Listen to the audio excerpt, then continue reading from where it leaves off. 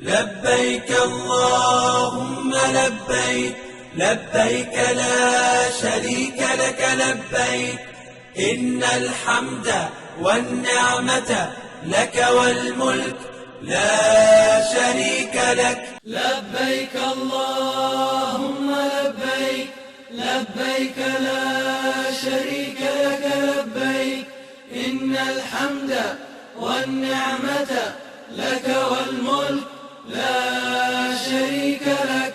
لبيك اللهم لبيك لبيك لا شريك لك لبيك. السلام علیکم ورحمۃ اللہ وبرکاتہ۔ محترم ناظرین، حج کی خصوصی ٹرانسمیشن اور آپ کا میزبان ڈاکٹر حافظ محمد منیر الازہری آپ کے ساتھ ہے۔ اسلام چینل نے آپ کے لیے ایام حج میں خصوصی ٹرانسمیشن کا انتظام کیا ہے۔ اس پروگرام میں ہم حج کے حوالے سے اور یوم عرفہ کی فضیلت کے حوالے سے بات کریں گے۔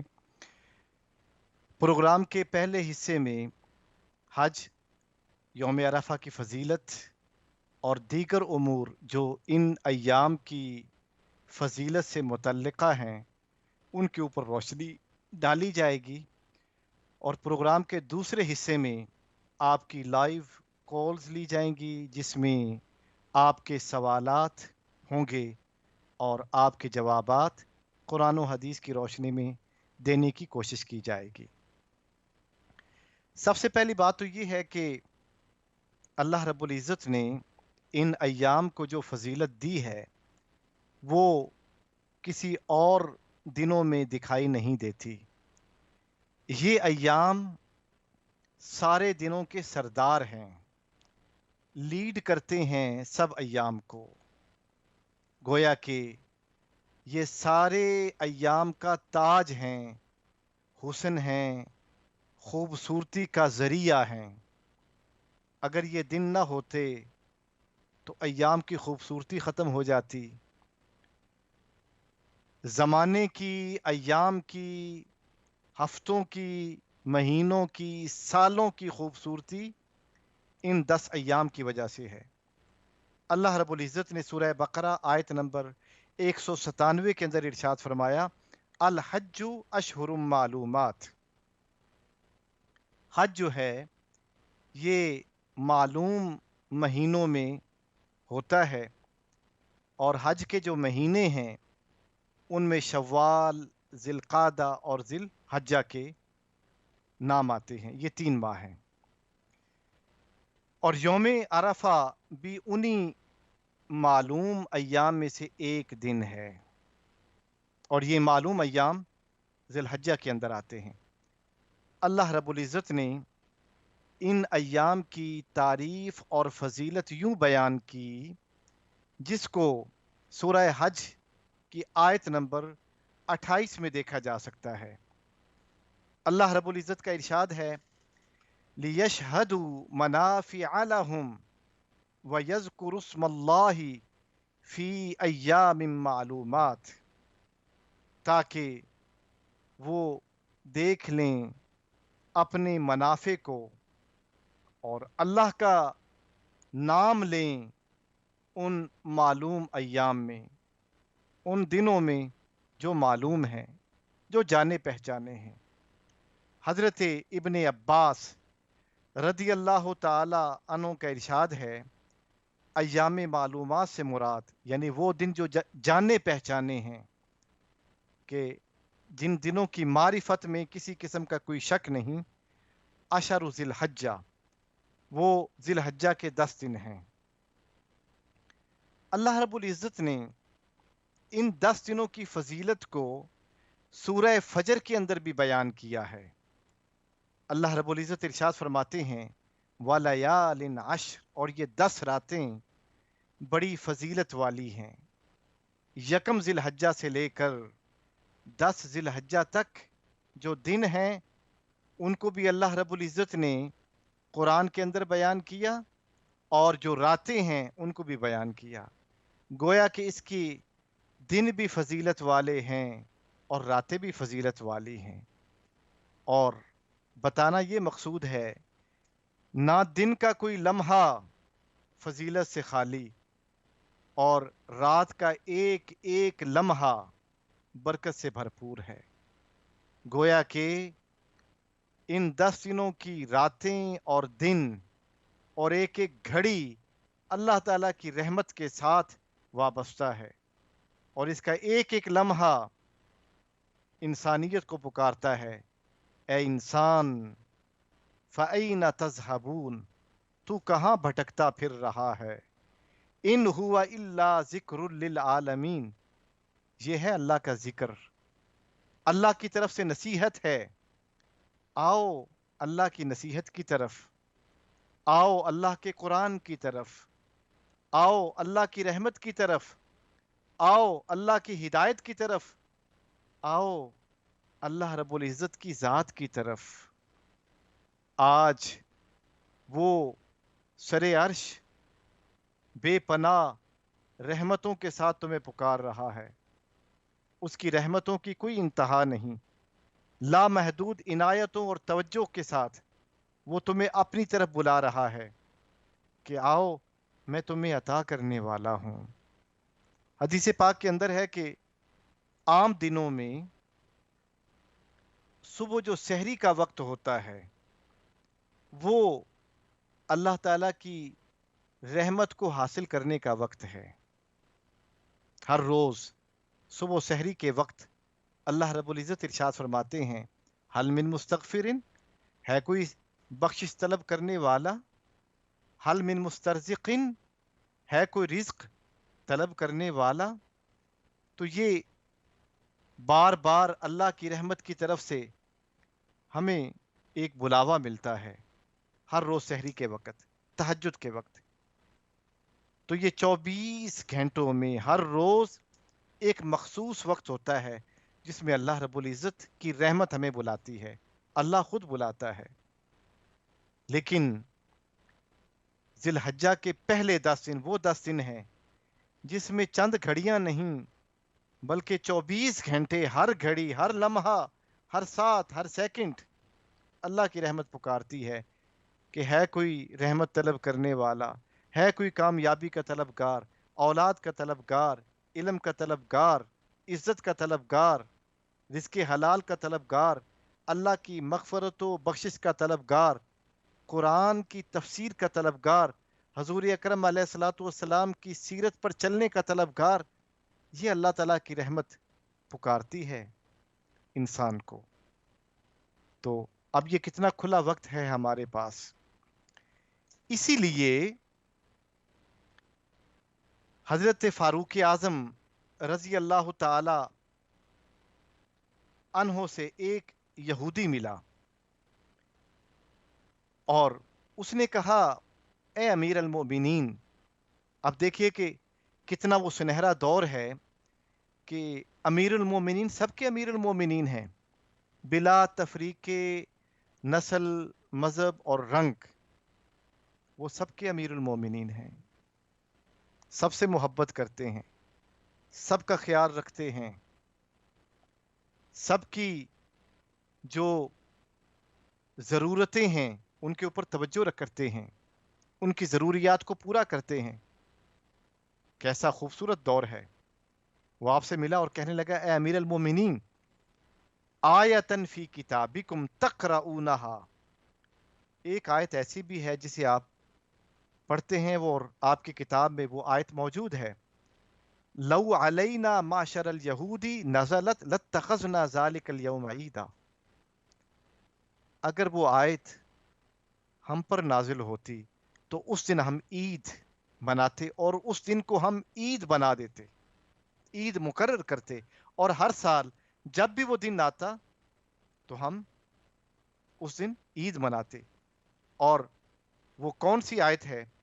وہ آیت یہ ہے، الیوم اکملت لکم دینکم واتممت علیکم نعمتی ورضیت لکم الاسلام دینا، آج کے دن میں نے تمہارے لیے تمہارے دین کو مکمل کر دیا ہے، واتممت علیکم نعمتی، اور تم پر اپنی نعمت کو تمام کر دیا ہے، ورضیت لکم الاسلام دینا، اور تمہارے لیے اسلام کو ایز اے دین میں اس پر راضی ہو گیا ہوں۔ یہ سورہ مائدہ کی آیت نمبر 5 ہے، اور حضرت عمر رضی اللہ تعالی عنہ روایت کرتے ہیں کہ یہ آیت عرفہ کے دن نازل ہوئی، 9ویں ذی الحجہ کے دن نازل ہوئی۔ گویا کہ عرفہ کے دن ہمارے دین کی تکمیل ہو گئی۔ اسلام اب وہ دین ہے جو مکمل ہو گیا، اب اس کے بعد کوئی دین نہیں۔ یہی سابقہ انبیاء کے ادیان کی آخری کڑی ہے۔ جتنے بھی انبیاء آئے وہ اسلام کے ساتھ آئے، اور جب حضور اکرم صلی اللہ علیہ وسلم اس دنیا میں بطور نبی مبعوث کر کے بھیجے گئے، اللہ رب العزت نے آپ کو نبی بنا کے بھیجا، ساتھ یہ بھی فرمایا کہ آپ آخری نبی ہیں، اور ساتھ یہ بھی فرمایا کہ آپ پر نازل ہونے والی کتاب بھی آخری ہے، وہ کامل ہے، مکمل ہے، اس میں کسی قسم کا نقص نہیں ہے۔ تو یہ دن تو ہمارے لیے عید کا دن ہے، عرفہ کا دن عید کا دن ہے ہمارے لیے۔ حضرت فاروق اعظم رضی اللہ تعالیٰ عنہ نے اپنے قول کے اندر اسے عید کا دن قرار دیا۔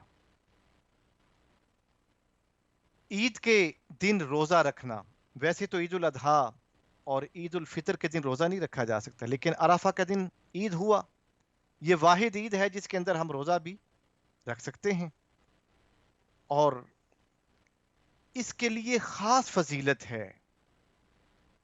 حضور اکرم صلی اللہ علیہ وآلہ وسلم سے پوچھا گیا عرفہ کے روزہ کے بارے میں، تو آپ نے ارشاد فرمایا کہ یہ سابقہ اور آنے والے سال کے سارے گناہوں کا کفارہ بن جاتا ہے۔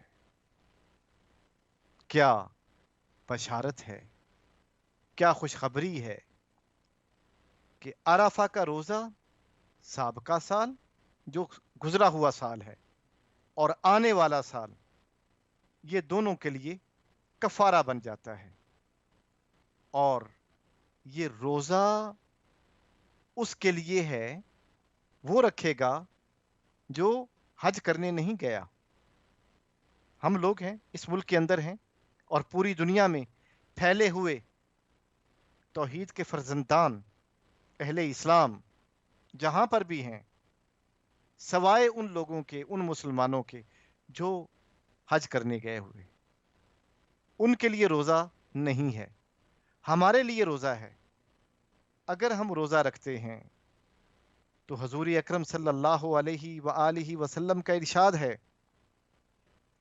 کہ سابقہ سال اور آنے والا سال، اس میں جو بھی انسان سے غلطیاں سرزد ہوئیں، جو بھی کوتاہیاں، جو بھی ایسی چیزیں سرزد ہوئی جو نہیں ہونی چاہیے تھیں، اللہ رب العزت اس روزے کو اس کے لیے کفارہ بنا دیتا ہے۔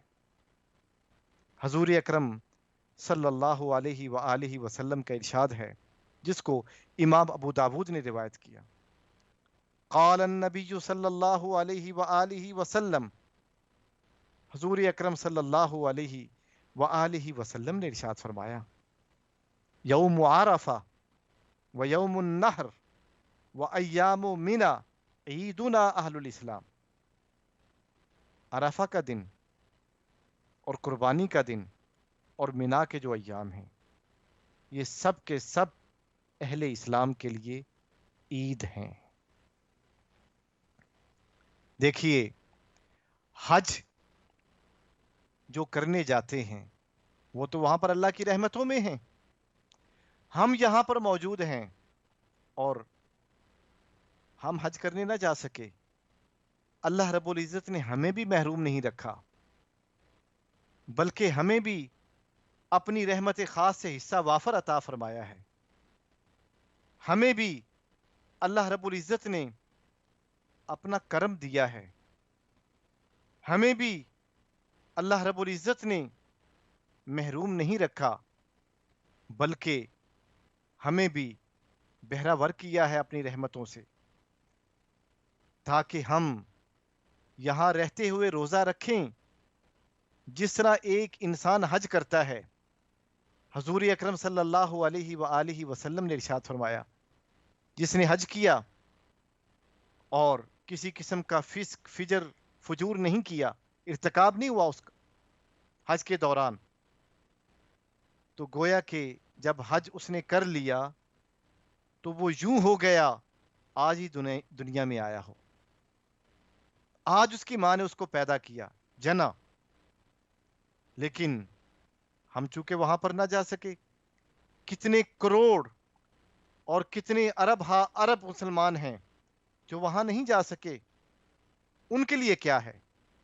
ان کے لیے یہ ہے کہ وہ یہاں پر رہتے ہوئے روزہ رکھیں، اور جب وہ روزہ رکھیں گے تو ان کے لیے سابقہ سال اور آنے والا سال، اس میں جو بھی اس سے فروگزاشتہ ہوں گی، وہ روزہ اس کے لیے کفارہ بن جائے گا۔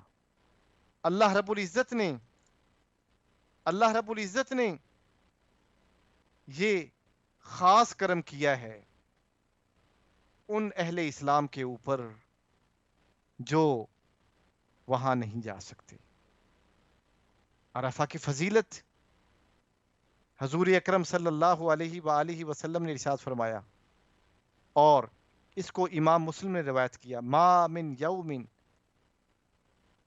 اکثر من ان یعتق اللہ فیہ ابدا من النار من یوم عرفہ، کہ اللہ رب العزت عرفہ کے دن سے بڑھ کے کسی اور دن میں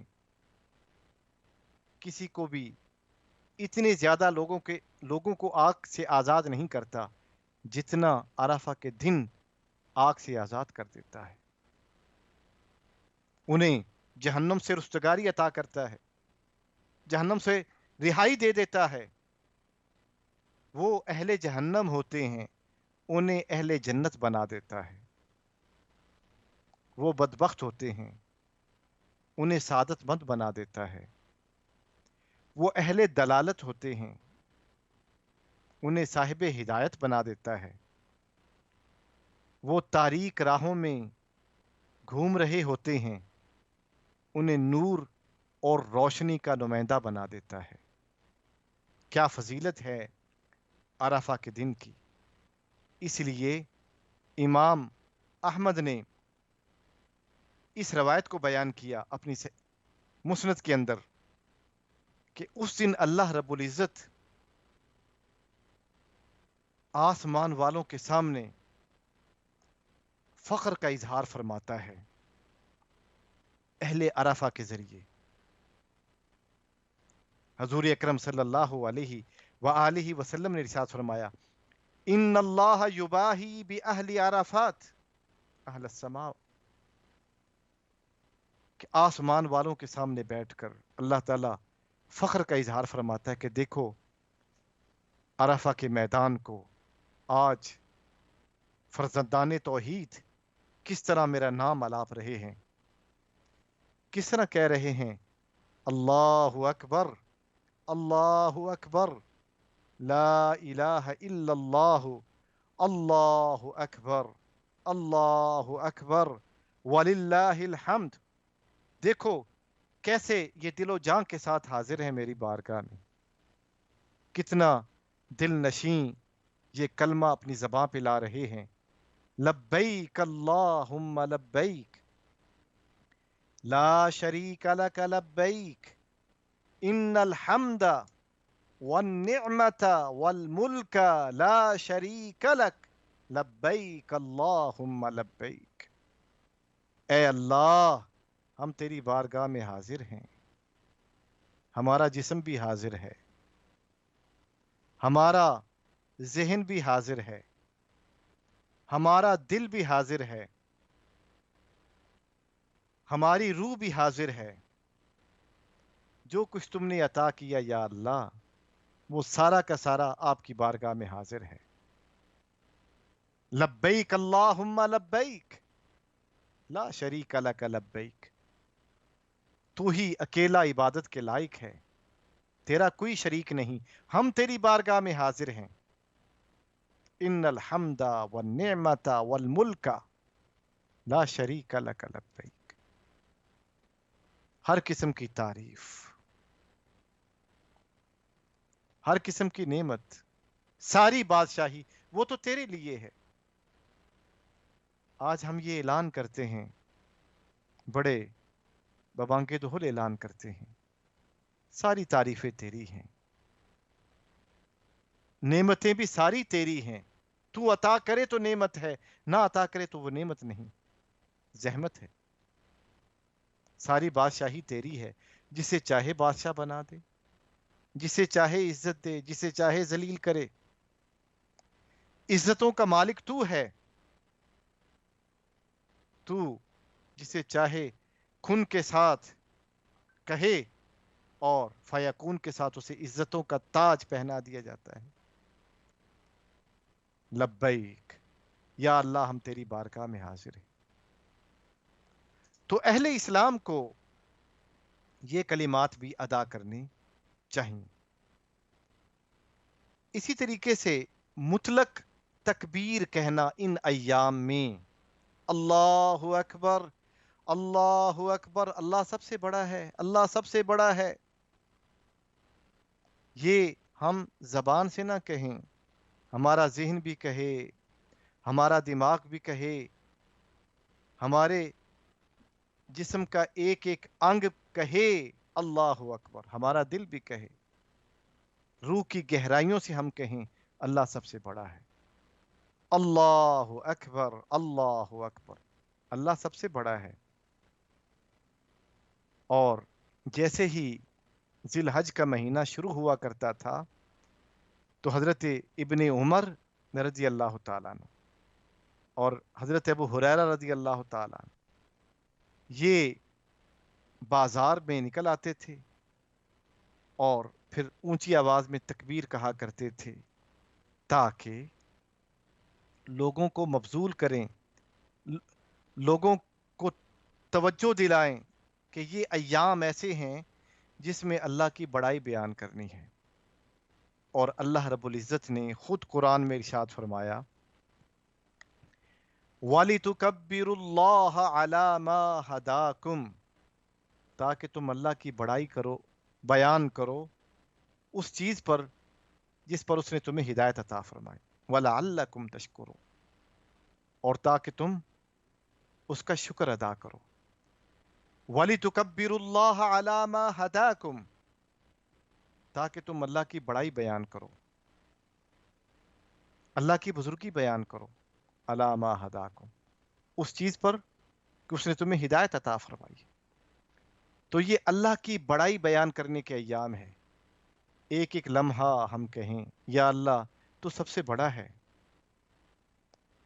ہم تجھے اپنا خدا مانتے ہیں، تو ہمارا خالق ہے، مالک ہے، عزتیں دینے والا ہے، نعمتیں دینے والا ہے، ہمیں مشکلات سے نکالنے والا ہے، تاریکیوں سے نکال کر اسلام کی روشنی عطا کرنے والا ہے، تو ہمیں ایمان دینے والا ہے، تو ہمیں مرضوں سے نجات دیتا ہے، بیماریوں سے دور رکھتا ہے، اولاد بھی تو ہی دیتا ہے، مال بھی تو ہی دیتا ہے، علم بھی تو ہی دیتا ہے، صحت بھی تو ہی دیتا ہے۔ تو یہ ایام توحید کو سمجھنے کے لیے ہیں۔ جس طرح ہم زندگی میں مختلف ریفریشر کورسز کرتے ہیں، تو یہ سال میں 10 دن کا ایک ریفریشر کورس ہے، تربیتی کورس کہہ لیں آپ، ٹریننگ ہے اہل اسلام کی، اہل توحید کی۔ ان 10 دنوں میں ہم اپنے دل، دماغ، روح کی تربیت کرتے ہیں، ٹریننگ کرتے ہیں۔ ان دنوں میں ہم اپنے گھر والوں کے ساتھ بیٹھیں، اپنے بچوں کے ساتھ بیٹھیں، خاندان والوں کے ساتھ بیٹھیں، انہیں سمجھائیں ان ایام کی فضیلت کے بارے میں، قرآن پڑھیں اپنے گھر والوں کے ساتھ اور انہیں سمجھائیں کہ دین کیا ہے، قرآن کیا ہے، اللہ کی ذات کیا ہے، رسول اکرم علیہ الصلوۃ والسلام کی نبوت کے بارے میں بتائیں، سیرت کے بارے میں بتائیں، اخلاق کے بارے میں بتائیں، اور پھر ہم توحید کو سمجھیں۔ ناظرین، تھوڑی ہی دیر میں ہم ایک مختصر سی بریک لیں گے اور پھر بریک کے بعد دوبارہ آپ کے ساتھ ہوں گے۔ جب بریک کے بعد دوبارہ آئیں گے تو آپ کی لائیو کالز لی جائیں گی، جس میں آپ کے سوالات کے جوابات دیے جائیں گے۔ ان ایام کے حوالے سے آپ جو بھی سوالات پوچھنا چاہیں آپ پوچھیں۔ ایک مختصر سی بریک ہے اور بریک کے بعد انشاءاللہ دوبارہ آپ کے ساتھ ہوں گے۔ لبيك اللهم لبيك لبيك لا شريك لك لبيك إن الحمد والنعمة لك والملك لا شريك لك لبيك اللهم لبيك لبيك لا شريك لك لبيك۔ ویلکم بیک محترم ناظرین۔ بریک پر جانے سے پہلے ہم نے 9ویں ذو الحجہ کی فضیلت، اہمیت اور اس کے دن جو اعمال کیے جا سکتے ہیں اس کے بارے میں گفتگو کی ہے۔ ابھی کالز اوپن ہو چکی ہیں، اگر آپ اپنے سوالات پوچھنا چاہیں تو سکرین پر دیا گیا نمبر لے کر آپ کال کر سکتے ہیں، اپنے سوالات پوچھ سکتے ہیں۔ ہم 9ویں ذو الحجہ کی فضیلت کے بارے میں بات کر رہے تھے۔ افضل الدعاء یوم عرفہ، کہ سب سے افضل دعا وہ عرفہ کا دن ہے۔ جس نے 9ویں ذو الحجہ کا دن پا لیا اور دعا کی، اللہ رب العزت نے اس کی دعا کو قبول کر لیا۔ اب سوال یہ ہے کہ کیا یہ فضیلت خاص ہے حج کرنے والوں کے لیے یا اہل اسلام اس کے اندر عمومی طور پہ آتے ہیں؟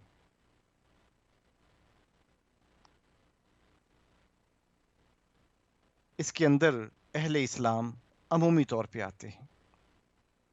دنیا کے کسی خطے میں کہیں بھی اہل اسلام رہتے ہوں، اگر وہ دعا کرتے ہیں تو اللہ رب العزت ان کی دعا کو قبول فرما لیتا ہے۔ اس لیے ہمارے اسلاف سے یہ بات منقول ہے اور اس عمل کو حضرت ابن عباس رضی اللہ تعالی عنہ کیا کرتے تھے۔ میں اس عمل کو بیان کرتا ہوں۔ ابھی ایک کالر ہیں، ہم ان کا سوال لیتے ہیں۔ جی السلام علیکم ورحمۃ اللہ وبرکاتہ۔ وعلیکم السلام ورحمۃ اللہ وبرکاتہ۔ کیسے ہو قاری صاحب؟ الحمدللہ، اللہ کا فضل، اس کا احسان۔ ماشاء اللہ، آپ کو نے بہت اچھا بیان کیا۔ اللہ تعالیٰ آپ کا بولنا اور ہمارا سننا قبول فرمائے اور یہ آمین۔ دنوں کی برکت اللہ تعالیٰ ہم سب کو نصیب فرمائے۔ آمین۔ جی بہت میرا شکریہ۔ سوال یہ ہے کہ اگر ان دنوں میں عرفات سے پہلے اگر ہم ناخن کاٹیں، بال کاٹیں تو اس طرح ہم کر سکتے ہیں؟ جی بہت شکریہ۔ آپ نے جو سوال پوچھا ناخن اور بال کاٹنے کے بارے میں، سنت تو یہ ہے کہ 10 دن جب تک قربانی نہ کی جائے اس وقت تک بال اور ناخن نہ کاٹے جائیں، اور اگر کسی مجبوری کی بنا پر کاٹنے پڑ جائیں تو آپ کاٹ سکتے ہیں، مجبوری اور عذر کی بنا پر۔ اس میں کوئی حرج نہیں ہے، کوئی گناہ بھی نہیں ہے، ایک سنت ہے، افضل عمل ہے۔ اس سے حضور نبی پاک علیہ الصلاۃ والسلام کی سنت پر عمل کرنے کا ثواب حاصل ہوتا ہے۔ اور اگر کسی مجبوری کی بنا پر آپ مثلا بالوں میں کوئی مسئلہ ہو گیا یا کوئی بیماری پیدا ہوگی، جوئیں پڑ گئیں، یا ناخن میں جو ہے وہ کوئی مسئلہ ہو گیا، کوئی بیماری لاحق ہو گئی، تو پھر آپ جو ہے وہ ناخن کاٹ سکتے ہیں تاکہ بیماری نہ پھیلے۔ اسی طرح بال بھی کاٹ سکتے ہیں تاکہ اس کی وجہ سے انسان کو کسی قسم کی پریشانی لاحق نہ ہو۔ اسلام انسان کے لیے آسانی چاہتا ہے، اسے کسی مشقت میں نہیں ڈالنا چاہتا۔ اللہ تعالیٰ نیتوں کو بہتر جانتا ہے۔ اللہ کو بخوبی علم ہے کہ آپ کی نیت اس سنت پر عمل کرنے کی ہے، لیکن کسی مجبوری کی بنا پر آپ کو بال کاٹنے پڑ گئے، ناخن کاٹنے پڑ گئے۔ اللہ تعالیٰ آپ کی پہلی نیت کو دیکھتے ہوئے اس پر آپ کو اجر و ثواب عطا فرماتے ہیں انشاءاللہ۔ میں یہ بیان کر رہا تھا کہ حضرت ابن عباس رضی اللہ تعالیٰ عنہ کا یہ دستور تھا، اور امام احمد رحمۃ اللہ علیہ نے بھی اس کی اجازت دی ہے کہ حضرت ابن عباس رضی اللہ تعالیٰ عنہما آپ مساجد کے اندر عرفہ کے دن اجتماع کیا کرتے تھے۔ جی ابھی ہم اس بات کو آگے بڑھائیں گے۔ ایک کالر ہے۔ جی السلام علیکم ورحمۃ اللہ وبرکاتہ۔ وعلیکم السلام قاری صاحب، کیا حال چال ہے؟ جی اللہ کا کرم، اس کا احسان۔ آپ خیریت سے ہیں؟ جی الحمدللہ۔ جی میں نے پوچھنا آپ سے قاری صاحب، جو خواتین ہیں کیا انہوں نے کوئی بانی کاری نہیں اپنی ذاتی پیسوں میں سے، تو کیا ان کو اپنے ہسبینڈ سے اجازت لینا لازمی ہے یا وہ بغیر بتائے بھی قربانی دے سکتی ہیں؟ جزاک اللہ۔ جی بہت شکریہ کہ بیوی جو ہے وہ اپنی خاوند کی اجازت کے بغیر قربانی کر سکتی ہے، تو یقیناً بیوی اپنے خاوند کی اجازت کے بغیر قربانی کر سکتی ہے، کیونکہ اللہ رب العزت نے اسے پورا اختیار دیا ہے، اس کی طرف سے قربانی ہوگی۔ لیکن بہتر یہ ہے کہ وہ اپنے خاوند کو ضرور بتا دے، تاکہ گھر میں جو ایک پیار محبت کا ماحول ہے وہ برقرار رہے۔ ایک اعتماد کا رشتہ ہوتا ہے میاں بیوی کے درمیان، تو خاوند جو ہے وہ اپنے بیوی کو بتا دیتا ہے کہ میں یہ عمل کرنے لگا ہوں، اور بیوی بھی اسی اعتماد اور محبت کے رشتے کو برقرار رکھتے ہوئے بتا دے۔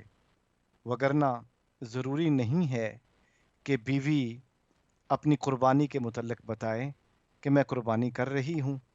اگر وہ صاحب نصاب ہے تو پھر وہ قربانی کر سکتی ہے، لیکن افضل یہ ہے کہ گھر کے ماحول میں محبت اور پیار کو مزید پروان چڑھاتے ہوئے وہ دونوں ایک دوسرے کو اعتماد میں لے کر یہ سارے اعمال کریں، تو اللہ رب العزت اس کے صدقے ان میں محبت کو اور بھی بڑھا دیتے ہیں۔ اللہ رب العزت ہمارے گھروں میں پیار، محبت اور سکون کی دولت کو عام فرمائے۔ میں یہ بیان کر رہا تھا کہ حضرت ابن عباس رضی اللہ تعالی عنہ کا یہ طریقہ کار تھا کہ آپ 9ویں ذی الحجہ کے دن مساجد کے اندر دعا کے لیے اجتماع کیا کرتے تھے، اور امام احمد نے اس کو نقل بھی کیا ہے۔ اس لیے 9ویں ذی الحجہ کا روزہ رکھ کر مساجد میں آ کر اجتماعی عبادت کرنا، دعا کرنا، قرآن پڑھنا، حدیث پڑھنا، حضور اکرم صلی اللہ علیہ وسلم کی سیرت کو پڑھنا، سنت کو پڑھنا، یہ حضرت ابن عباس رضی اللہ تعالیٰ عنہ کے قول سے ہمیں روشنی اور رہنمائی ملتی ہے کہ آپ اجتماع کیا کرتے تھے۔ اور پھر امام حسن، امام بکر، امام ثابت، امام محمد بن واسع بیان کرتے ہیں کہ کانوا یشہدون المسجد یوم عرفہ، کہ وہ مسجد میں آیا کرتے تھے 9ویں ذی الحجہ کے دن۔ اور امام احمد رحمۃ اللہ علیہ نے بیان کیا لا بأس بہ، اس میں کوئی حرج نہیں 9ویں ذی الحجہ کے دن اکٹھے بیٹھنا۔ اگر مثلا روزہ رکھا ہے تو ایک دفتر کے کام کرنے والے جو ورکرز ہیں، 10 ہیں، 15 ہیں، وہ اکٹھے بیٹھ کے افطاری کر لیں، یہ بھی بڑا فضیلت والا عمل ہے۔ مل کر دعا کریں، ایک گھر کے افراد مل کر افطاری کر لیں، مل کر سحری کریں، خاندان والے 15-20 افراد ایک جگہ بیٹھ کر مل کے روزہ رکھیں اور مل کے افطاری کر لیں، کیونکہ عرفہ کا دن جو ہے یہ دعا ہے اور ذکر ہے، ذکر اللہ کا اور دعا اللہ کی بارگاہ میں اپنی ذات کے لیے۔ جب کوئی انسان اللہ کا ذکر کرتا ہے کثرت کے ساتھ پھر دعا کرتا ہے تو پھر اللہ رب العزت کی رحمت جوش میں آتی ہے. انسان جو مانگتا ہے اسے عطا کر دیا جاتا ہے، اس کے خالی دامن کو بھر دیا جاتا ہے. بلکہ انسان ٹوٹے ہوئے دل کے ساتھ آتا ہے، اس کے دل کے زخم کو بھر دیا جاتا ہے. یاد رکھیں کہ انسان کے دل کو زخم لگتے ہیں، گھاؤ لگتے ہیں، اور پھر اللہ کی ذات ان گھاؤ کو بھر دیتی ہے اپنی رحمت خاص کے ساتھ. جسم کے زخم جو ہیں وہ تو علاج سے بھر جاتے ہیں، روح کے زخم اور دل کے زخم جب تک اللہ تعالیٰ کی رحمت کا مرہم اس پہ نہ لگایا جائے، نہ لگے، وہ نہیں بھرتے. اس لیے فرمایا کہ دعا کیا کرو. دعا سے ساری مشکلات حل ہو جاتی ہیں. اور ہمارا مسئلہ یہ ہے کہ ہم دعا نہیں کرتے، ہمیں دعا کرنی چاہیے. ابھی ایک کالر ہیں ہمارے ساتھ، دیکھتے ہیں ان کا کیا سوال ہے. السلام علیکم. وعلیکم السلام ورحمۃ اللہ وبرکاتہ. حضرت یہ پوچھنا ہے کہ یہ ذوالحج کے 10 دنوں میں اگر کسی نے قربانی دینی ہے، اگر بال کاٹ لیے یا ناخن کاٹ لیے، کیا حکم ہے؟ جی بہت شکریہ. اس سے پہلے بھی ایک اسی نوعیت کا سوال ہماری ایک بہن کی جانب سے آیا تھا. میں پھر عرض کیے دیتا ہوں کہ سنت ہے کہ بال بھی نہ کاٹے جائیں اور ناخن بھی نہ کاٹے جائیں. اگر کسی مجبوری کی بنا پر ناخن اور بال کاٹنے پڑ جائیں تو آپ کاٹ سکتے ہیں، ورنہ سنت یہ ہے کہ جس نے قربانی نہ کر لے اس وقت تک نہ بال کاٹے، یکم ذی الحجہ سے قربانی کے دن تک. جس وقت اس کی قربانی ہو جائے تو پھر وہ بال بھی کاٹ سکتا ہے، ناخن بھی کاٹ سکتا ہے. اور یہ اس کے لیے ہے جس نے قربانی کرنی ہے، اور جس نے قربانی نہیں کرنی وہ بال بھی کاٹ سکتا ہے اور ناخن بھی کاٹ سکتا ہے. تو یہ ایک فرق بھی ہے اس کے اندر کہ جس نے قربانی نہیں دینی وہ بال بھی کاٹے اور ناخن بھی کاٹے، اور جس نے قربانی دینی ہے وہ سنت ہے یکم ذی الحجہ سے لے کر 10 ذی الحجہ تک. 10 ذی الحجہ کو نماز عید کے بعد جیسے اس کی قربانی ہو جائے فوری طور پہ وہ بال بھی کاٹ لے اور ناخن بھی کاٹ لے. یہ سنت ہے اور اس پر عمل کرنے سے بہت زیادہ اجر و ثواب حاصل ہوتا ہے. اور اگر کسی مجبوری کی بنا پر انسان بال کو کاٹ لے، ناخن کاٹ لے تو کوئی گناہ بھی نہیں ہوتا. جی میں یہ عرض کر رہا تھا کہ یہ ایام بڑی خصوصی فضیلت اور اہمیت والے ہیں. جو انسان قربانی کرتا ہے تو اس کو چاہیے کہ قربانی کے 3 حصے کرے. ایک حصہ اپنے لیے، دوسرا حصہ رشتہ داروں کے لیے، اور تیسرا حصہ غرباء اور مساکین کے لیے. اب اس ملک میں ہم تیسرا حصہ کیسے غرباء اور مساکین کو دیں؟ تو یہ جو فوڈ بینک بنے ہوئے ہیں آپ ان کو جا کر دے سکتے. جو ریفیوجیز یہاں پر ہیں وہ اس فوڈ بینک سے جا کے گوشت لے لیں گے. گویا کہ قربانی کا تیسرا حصہ اس طریقے سے اپنے مستحقین تک پہنچ جائے گا. اس ملک میں اب کافی ساری تنظیمیں کام کرتی ہیں، تو ان چیریٹیز نے اعلان کیا ہوا ہے کہ فلاں مسجد میں فلاں وقت آپ گوشت پہنچا دیں، تو تیسرا حصہ جو ہے وہ آپ وہاں پر پہنچا دیں. آگے وہ چیریٹیز فوڈ بینک تک پہنچائیں گی، وہ انہیں پکا کر دے دیں، کچا گوشت دے دیں. 1 کلو کا پیکٹ بنا لیں، 2 کلو کا پیکٹ بنا لیں. اگر آپ نے 4-5 کلو گوشت دینا ہے تو 4 پیکٹ بنا کے آپ مسجد کو دے آئیں. وہاں پر فریزر یا فریج موجود ہوتی ہے، وہ اس کے اندر رکھ لیں گے اور چیریٹیز والے آئیں گے وہاں سے اٹھا کے لے جائیں گے.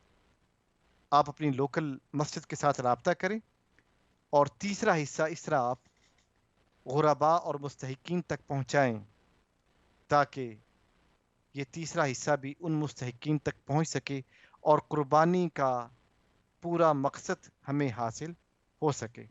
اللہ رب العزت ہمیں قربانی کے سارے حصے جو جس کے ہیں ان تک پہنچانے کی توفیق عطا فرمائے۔ اور اس دن خاص یہ ہے کہ جب انسان عید کی نماز پڑھنے کے لیے نکلے تو صاف ستھرے کپڑے پہنے، اور جاتے ہوئے کوئی اور راستہ اختیار کرے، آتے ہوئے کوئی اور راستہ اختیار کرے، اور آتے جاتے راستے میں تکبیر کہے، اللہ اکبر اللہ اکبر لا الہ الا اللہ واللہ اکبر اللہ اکبر وللہ الحمد۔ اللہ سب سے بڑا ہے، اللہ سب سے بڑا ہے، اللہ کے علاوہ کوئی معبود نہیں، وہی عبادت کے لائق ہے، اللہ سب سے بڑا ہے، اور اللہ ہی کے لیے ساری تعریفیں ہیں۔ گویا کہ ہم نے یہ سبق پختہ کرنا ہے، ہر حوالے سے پختہ کرنا ہے، اور ہمیں اس سبق کو یاد بھی کرنا ہے، اپنے دل و دماغ میں اتارنا ہے، تاکہ ہم اپنے خالق اور مالک کے ساتھ اپنا تعلق مضبوط کر سکیں، مستحکم کر سکیں۔ یہ ایام ایسے ہیں کہ اپنا ٹوٹا ہوا تعلق اپنے مالک کے ساتھ پختہ کرنا ہے، اپنا رشتہ بحال کرنا ہے، مضبوط کرنا ہے، تاکہ ہر لمحہ ہم اللہ کے ساتھ جڑ سکیں، اللہ کے ساتھ ہمارا ہر لمحہ ہو، ہر گھڑی ہو، اللہ کے ساتھ ہم گزاریں۔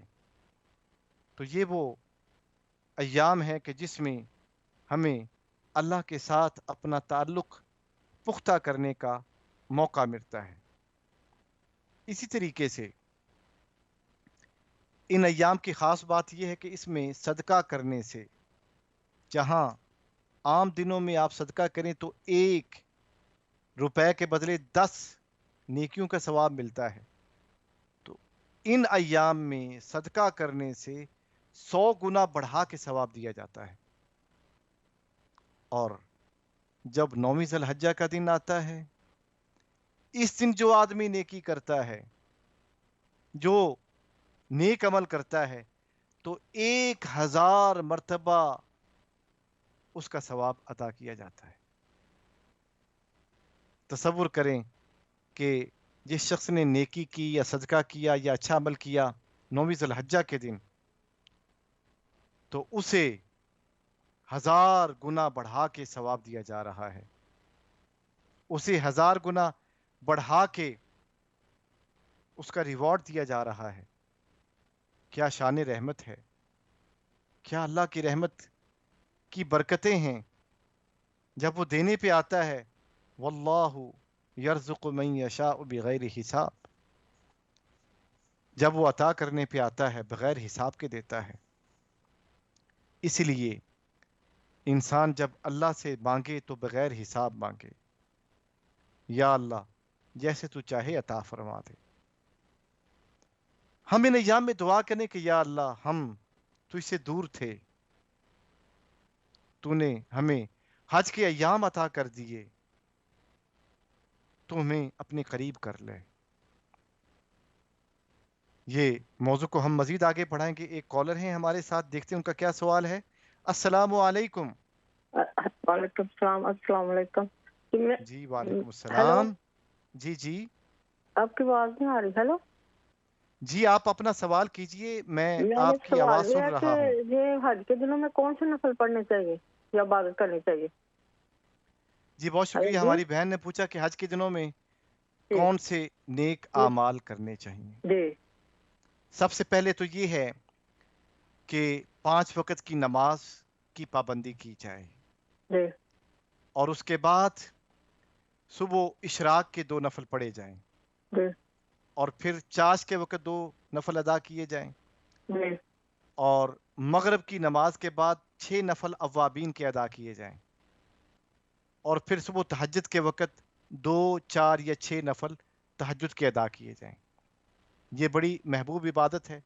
اس کے بعد اللہ اکبر، جو تکبیرات ہیں، یہ سب سے محبوب عمل ہے۔ اللہ اکبر بار بار کہا جائے، اللہ اکبر اللہ اکبر، لا الہ الا اللہ واللہ اکبر اللہ اکبر وللہ الحمد۔ حضرت ابن عمر رضی اللہ تعالیٰ عنہ اور سیدنا ابو ہریرہ رضی اللہ تعالی عنہ یہ ان دنوں میں بازار میں نکل کر تکبیر کہا کرتے تھے، تو یہ محبوب عمل ہے۔ جی ایک اور کالر ہیں، ان کا بھی سوال دیکھتے ہیں وہ کیا کرتے ہیں۔ السلام علیکم۔ وعلیکم السلام۔ جی جی میں نے علامہ صاحب میں نے قربانی کرنی ہے اللہ اور رسول کے نام کی، تو اس پر جی تفصیل سے مجھے بتا دیں۔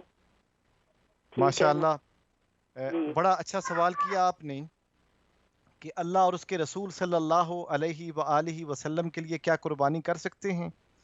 یقیناً ہم قربانی کر سکتے ہیں، اور وہ قربانی نفل ہوگی، کیونکہ اللہ رب العزت نے آپ کے لیے واجب نہیں کیا کہ آپ اس کے لیے قربانی کریں، بلکہ یہ قربانی نفل ہوگی اور آپ کر سکتے ہیں۔ جی ایک اور کالر ہیں، ہم ان کا سوال دیکھتے ہیں۔ السلام علیکم۔ ہاں دیکھو ابش سے۔ جی السلام علیکم۔ السلام علیکم جی۔ وعلیکم السلام۔ جی مولانا صاحب آپ ٹھیک ہیں؟ اللہ کا کرم، اس کا احسان، آپ خیریت سے ہیں؟ جی مولانا صاحب میرا کویشچن یہ ہے کہ جس طرح آج کل حج کے ایام ہیں تو ہم اپنے سر کے بال کٹوا سکتے ہیں، کیونکہ عید وغیرہ جس طرح آ رہی ہے، یا مطلب نہیں کٹوانے چاہیے، یا کئی لوگ ایسا کرتے ہیں کہ جس طرح مثال ہے کل عید ہے اور ایک دن پہلے بال کٹوا دیتے ہیں، تو کٹوانے چاہیے یا نہیں؟ اور اسی طرح ناخن جو کہتے ہیں نہیں کاٹنے چاہیے ان دنوں میں، وہ بھی پھر کب کاٹنے چاہیے؟ تو آپ اس کا ذرا تفصیلاً جواب دے دیں۔ اور جو قربانی بندہ دیتا ہے جس کے پاس زیادہ استطاعت نہیں ہے، کیا ایک اگر حصہ دے دے کسی گائے میں تو نیت کر لے کہ دونوں میاں بیوی کا ہے تو وہ ہو جائے گا، کہ بیوی کو بھی مطلب سیپریٹ دینا پڑے گا؟ تو اس بارے میں تھوڑا آپ ایکسپلین کر دیں۔ جی آپ کے دو سوالات ہیں۔ پہلا سوال یہ ہے کہ اگر آپ قربانی کر رہے ہیں تو پھر سنت یہ ہے کہ آپ ناخن اور بال نہ کاٹیں۔ جس دن آپ قربانی کریں گے اس دن آپ قربانی کرنے کے بعد ناخن اور بال کاٹ لیں، اور جنہوں نے قربانی نہیں کرنی وہ ناخن اور بال کاٹ سکتے ہیں۔ اور اگر کوئی مجبوری ہو گئی ہے کسی وجہ سے، بالوں میں کوئی بیماری پیدا ہو گئی یا ناخن میں کوئی ایسا مسئلہ پیدا ہو گیا، تو پھر آپ بال بھی کاٹ سکتے ہیں اور ناخن بھی کاٹ سکتے ہیں، اگرچہ آپ نے قربانی بھی کرنی ہے۔ دوسری بات یہ ہے کہ قربانی کب واجب ہوتی ہے؟ قربانی اس وقت واجب ہوتی ہے کہ جب آپ صاحب نصاب ہوں۔ اگر آپ زکوٰۃ دے سکتے ہیں تو پھر آپ کے اوپر قربانی واجب ہے، آپ قربانی دیں گے۔ اور اگر آپ کی بیوی جو ہے وہ صاحب زکوٰۃ نہیں ہے تو پھر بیوی کے اوپر قربانی نہیں ہے، صرف آپ کے اوپر قربانی ہے۔ آپ قربانی کریں گے اور اس قربانی کا ثواب ایک حصہ ہی کیوں نہ ہو وہ آپ کو بھی ملے گا، اور آپ کے وجہ سے آپ کی پوری فیملی کو اللہ رب العزت اپنی رحمتیں عطا فرمائیں گے۔ اللہ تعالیٰ اپنے بندوں کی نیتوں کو بخوبی جانتا ہے، اور وہ اپنے بندوں کے اعمال کے مطابق ثواب بھی عطا فرماتا ہے، بلکہ وہ اپنی شان اور اپنی ذات کے لائق اپنے بندوں کو عطا فرماتا ہے۔ ہم ایک حصہ دیتے ہیں، اللہ رب العزت ہمیں کئی حصوں سے بڑھ کر ہمیں اپنی رحمتیں عطا فرماتا ہے۔ آپ کا یہ جذبہ بڑا اچھا ہے، بڑا عمدہ ہے کہ آپ ایک حصہ دینا چاہتے ہیں اور اپنی پوری فیملی کو اس میں شامل کرنا چاہتے ہیں۔ قربانی آپ کی طرف سے ہوگی، لیکن اللہ رب العزت ثواب آپ سب کو عطا فرمائیں گے۔ اللہ رب العزت آپ کی نیت کو اپنی بارگاہ میں قبول فرمائے۔ بہت اچھی نیت ہے اور اس پر آپ کو اجر عظیم بھی عطا فرمائے۔ ہم جو پہلے کالر کا سوال تھا، اللہ اور اس کے رسول کی طرف سے قربانی کر سکتے ہیں؟ یقیناً کر سکتے ہیں، اور حضور اکرم صلی اللہ علیہ وآلہ وسلم نے حج کے موقع پر اپنی ساری امت کی طرف سے قربانی کی، تو کیا آج ہم اپنے نبی اکرم علیہ الصلوۃ والسلام کی طرف سے قربانی نہ کریں؟ ضرور کریں، اور یہ قربانی نفلی ہوگی، اور قیامت کے دن اس قربانی کا اجر و ثواب اس دنیا میں بھی اور قیامت کے دن بھی حاصل ہوگا۔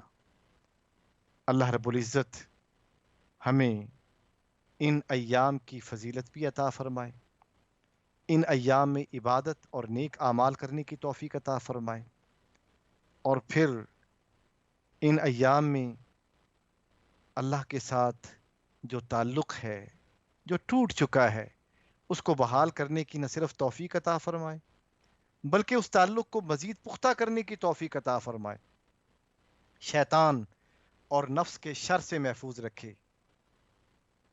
ناظرین، آپ جب بھی دعا کریں اپنے لیے بھی دعا کریں اور پوری انسانیت کے لیے دعا کریں۔ اللہ رب العزت ان ایام کی برکت سے پوری دنیا انسانیت کو کرونا وائرس کی وبا سے محفوظ رکھے، اور پھر یہ اسلام چینل جو آپ کے لیے خصوصی حج ٹرانسمیشن کا انتظام کر رہا ہے، اس کے لیے بھی دعا کریں کہ یہ بڑی محنت کے ساتھ اسلام کا خوبصورت پیغام آپ تک پہنچاتا ہے اور آپ کو اپنے گھر میں بیٹھے ہوئے آپ کے سوالات کے جوابات فراہم کرتا ہے اور اسلام پر عمل کو ممکن بناتا ہے۔ اس چینل کے لیے خصوصی دعا کریں، اور اس میں کام کرنے والے جتنے بھی ورکرز ہیں، اس کے منتظمین، اس کے پریزنٹرز، اس کو چلانے والے، اس کا خیال رکھنے والے، ان کے لیے بھی دعا کریں۔ آپ اپنی دعاؤں میں پوری دنیا انسانیت کو یاد رکھیں، اور ساتھ یہ بھی دعا کریں کہ اللہ رب العزت ہمیں قرآن کی روشنی اور رہنمائی عطا فرمائے۔ یہ بھی دعا کریں اللہ تعالیٰ ایمان کے ساتھ زندگی عطا کرے، اور جب دنیا سے جائیں تو ایمان کے ساتھ جائیں۔ یہ بھی دعا کریں اللہ رب العزت ہمیں انسانیت کی خدمت کی توفیق عطا فرمائے۔ اسی دعا کے ساتھ ابھی ہم آپ سے اجازت چاہیں گے۔ اللہ رب العزت آپ کو عرفہ کے دن کی فضیلت عطا فرمائے، آمین۔ السلام علیکم ورحمۃ اللہ وبرکاتہ۔ اللهم لبيك لبيك لا شريك لك لبيك إن الحمد والنعمة لك والملك لا شريك لك لبيك اللهم لبيك لبيك لا شريك لك لبيك إن الحمد والنعمة لك والملك لا شريك لك لبيك اللهم لبيك لبيك لا شريك لك لبيك لبيك اللهم لبيك لبيك لا شريك لك لبيك إن الحمد والنعمة لك والملك لا شريك لك